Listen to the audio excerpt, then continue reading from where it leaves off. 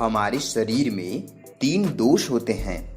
इन्हीं दोषों के असंतुलन से हमें सभी प्रकार की बीमारियां होती हैं और वह 3 दोष हैं वात, कफ और पित्त, जिन्हें हम त्रिदोष नाम से जानते हैं।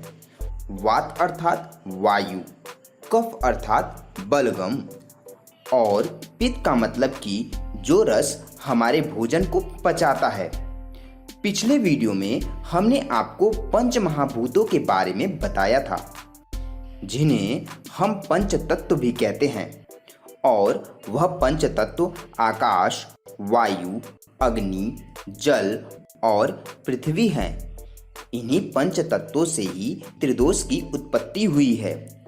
वात, कफ और पित्त यह हमारे शरीर के लिए बहुत ही उपयोगी है, परंतु इसके असंतुलन से हम लोग बीमार पड़ जाते हैं। आइए हम इन तीनों दोषों को अच्छे से समझते हैं। वात दोष अर्थात वायु का दोष, मतलब हमारे शरीर में गैस की प्रॉब्लम है तो उसे हम वात दोष कहते हैं।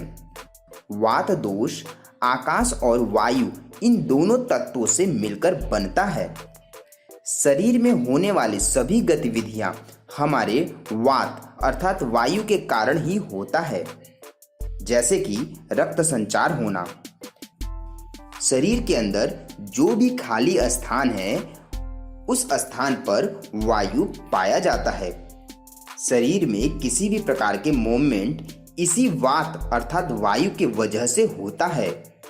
अगर आपका शरीर पहले से ही रोगग्रस्त है और अगर आपको इसके उपरांत वात दोष भी हो जाता है अर्थात गैस की प्रॉब्लम भी हो जाती है, तो यह वात दोष आपके उस रोग को और बढ़ा सकता है। इसलिए वात दोष बहुत ही ज्यादा प्रभावशाली है। यह एक रोग को बढ़ाकर दूसरे और भी अंगों पर उसका प्रभाव डाल देता है। आयुर्वेद यह कहता है कि लगभग सभी प्रकार के रोगों का मूल कारण वात ही है। जिन मनुष्यों के शरीर में वात दोष ज्यादा होता है उसे हम वात प्रवृत्ति वाला मनुष्य कहते हैं। वात का मुख्य स्थान हमारा पेट है। इसके अलावा छोटी व बड़ी आंत, कमर, जंघा, हड्डियां, इन सभी जगहों पर वात का निवास होता है।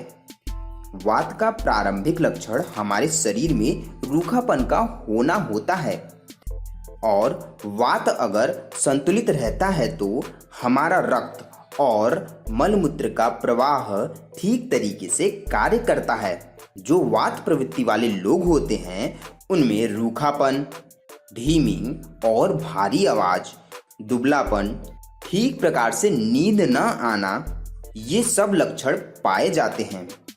वात प्रवृत्ति वाले लोग जल्दी क्रोधित हो जाते हैं, हर बात पर चिढ़ जाते हैं, किसी भी निर्णय को बहुत ही जल्दी ले लेते हैं। ऐसे कुछ आंशिक लक्षण वात प्रवृत्ति वाले लोगों में पाए जाते हैं। पित्त दोष।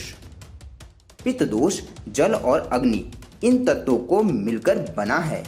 शरीर में जो तत्व ऊष्मा अर्थात गर्मी उत्पन्न करता है वही पित्त होता है।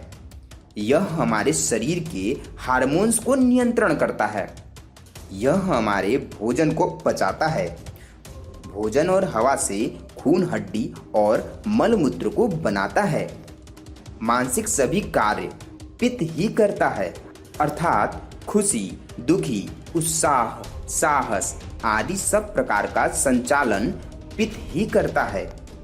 अगर पित्त में कमी आ जाए तो आपके पाचन क्रिया में कमी आ जाएगी, आपको भूख नहीं लगेगा, आपका भोजन सही तरीके से नहीं पचेगा। ऐसे लोगों को कब्ज की समस्या ज्यादा रहती है, और जिन लोगों में पित्त दोष ज्यादा होता है वे पित्त प्रवृत्ति वाले कहलाते हैं। पित्त का स्थान मुख्य रूप से छोटी आंत और पेट में होता है। अगर आपका पित्त संतुलित है तो पेट और आंत से जुड़ी सभी क्रियाएं ठीक तरीके से कार्य करेंगी, यानी पेट और आंत की कोई भी प्रॉब्लम नहीं होगा।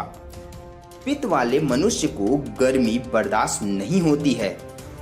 उनका शरीर कोमल होता है, बाल जल्दी सफेद होने लगता है, मांसपेशियों में ढीलापन आने लगता है, पसीना मलमूत्र अत्यधिक मात्रा में बाहर निकलता है और उसके शरीर के अंगों से बहुत ही तीव्र गति से बदबू आती है।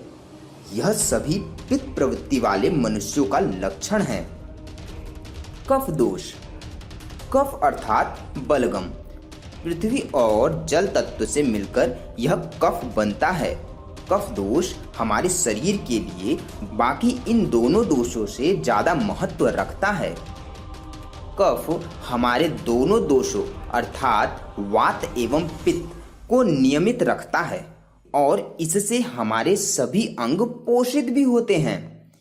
इसके असंतुलन से हमारा रोग प्रतिरोधक क्षमता कम हो जाता है, मानसिक एवं शारीरिक कार्यों में गिरावट आ जाती है। कफ के गुण में रोग प्रतिरोधक क्षमता, कार्य करने की शक्ति, ज्ञान क्षमता, यह सब आता है। अर्थात अगर आपका कफ संतुलन में है तो आपकी रोग प्रतिरोधक क्षमता अपने आप संतुलित रहेगी और कफ का असंतुलन आपके बाकी दोनों दोष वात और पित्त को भी असंतुलित कर देगी। कफ का मुख्य स्थान हमारा पेट और छाती है। इसके साथ साथ गर्दन, सिर, कंठ, हड्डियों के जोड़, यह सब भी कफ का स्थान है। दोस्तों, अगर हम कफ को नियंत्रण में रखते हैं तो हमारे शरीर के दोनों दोष स्वतः रूप से नियंत्रित रहेंगे और कफ के संतुलन से हमारा शरीर मजबूत, गठीला, सुंदर एवं सुडौल रहेगा।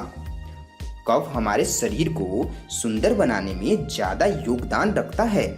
तो दोस्तों, यह थी त्रिदोष अर्थात 3 दोषों का संक्षिप्त वर्णन। दोस्तों, आप त्रिदोष के बारे में क्या जानते हैं? अपना राय हमें अवश्य दीजिए। आपका राय, आपका अनुभव दूसरों के लिए बहुत ही लाभकारी होगा। दोस्तों, आपको हमारा यह त्रिदोष वाला वीडियो कैसा लगा